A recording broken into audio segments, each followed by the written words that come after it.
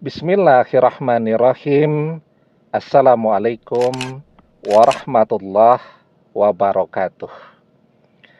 Bapak-bapak, ibu-ibu, mas-mas, mbak-mbak, khususnya adik-adikku sekalian yang dirahmati Allah dimanapun Anda berada. Kembali di IIP Channel bersama saya, IIP Wijayanto. Kali ini kita akan membahas tema bercerai tidak akan menyelesaikan persoalan, malah menambah persoalan yang baru. Jadi zaman sekarang perceraian itu begitu marak ya. Kalau dulu mungkin orang membicarakan perceraian itu adalah sesuatu yang tabu. Jarang kita mendengar di zaman nenek-nenek kita dulu ada orang yang bercerai. Jarang walaupun ada ya.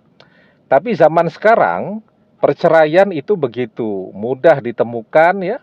Kita bisa melihat hampir setiap hari ada pemberitaan orang yang bercerai. Nah, dan itu kemudian menjadi inspirasi itu untuk orang lain memudahkan perceraian.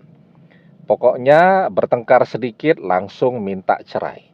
Jadi ketika misal seorang istri itu minta bercerai kepada suaminya, kalau misal suami ini tidak pernah sholat, ya, menikah sudah bertahun-tahun diajak sholat untuk memberikan contoh kepada anak-anak, alasannya macam-macam.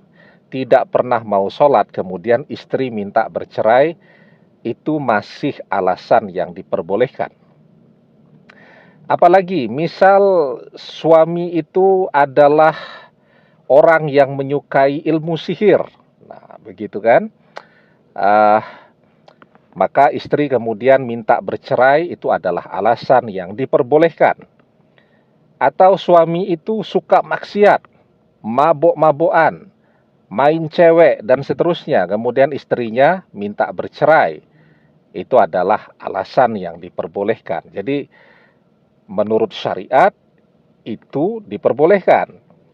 Tetapi ketika suami baik-baik saja, orangnya saleh, tekun ibadahnya, rajin pula beribadah ke masjid dan seterusnya, yang terjadi justru malah dengan suami yang saleh seperti ini, istrinya minta cerai.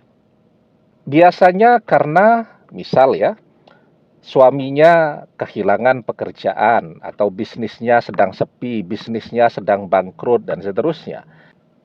Jadi kalau yang namanya manusia, hidup itu kadang naik, kadang turun, perekonomian itu kan sangat manusiawi ya. Kita melihat ada begitu banyak rumah tangga, orang-orang yang dia bersabar dengan segala keterbatasan, hidup mereka tetap bahagia.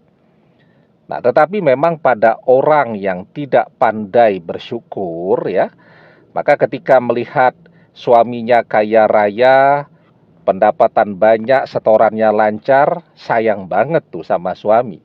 Tapi begitu melihat suaminya bangkrut, suaminya sakit-sakitan, mulai tuh minta bercerai. Nah, jadi ya, ketika orang tidak pandai bersyukur, maka semuanya akan menjadi azab untuk diri dia. Di dalam surat Ibrahim ayat yang ke-7, Allah Subhanahu wa taala mengajarkan kepada kita, la in syakartum la azidannakum wa la in kafartum inna azabi lasyadid. Jika kalian pandai bersyukur dengan nikmatku, maka akan aku tambahkan nikmatku untuk kalian. Tetapi jika kalian tidak pandai bersyukur, ketahuilah sesungguhnya azabku sangat pedih. Nah, jadi seharusnya kan pernikahan itu menjadi rahmat, keberkahan untuk dia. Tetapi ketika dia tidak pandai bersyukur, maka yang dia rasakan kurang terus. Rasa kurang itu adalah azab untuk hati manusia. Nah, jadi ya, ketika suami sedang bangkrut, seharusnya istri setia menemani, membangkitkan motivasinya, memberikan semangat. Karena cinta yang sesungguhnya itu adalah menemani suami dalam keadaan susah ataupun senang. Ayyuma mra'atin sa'alat zawjiha talakan fi ghairi ma ba'sin fakharamun 'alaiha raihatul jannah.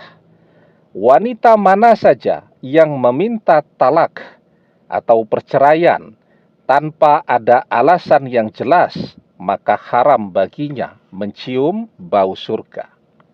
Ya.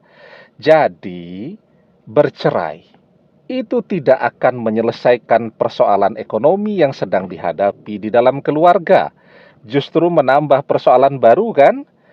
Sekarang rumahnya harus 2. Belum lagi anak-anak jadi kebingungan. Belum lagi anak-anak bisa stres juga karena ditanya teman-temannya, bapak ibunya bercerai dan seterusnya.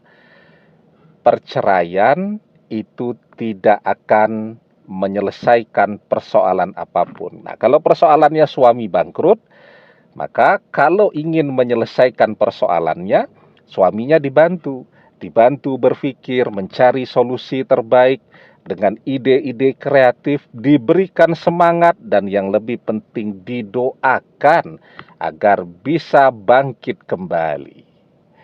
Demikian, semoga bermanfaat. Wallahu a'lam bissawab, billahi taufik wal hidayah. Assalamualaikum warahmatullahi wabarakatuh.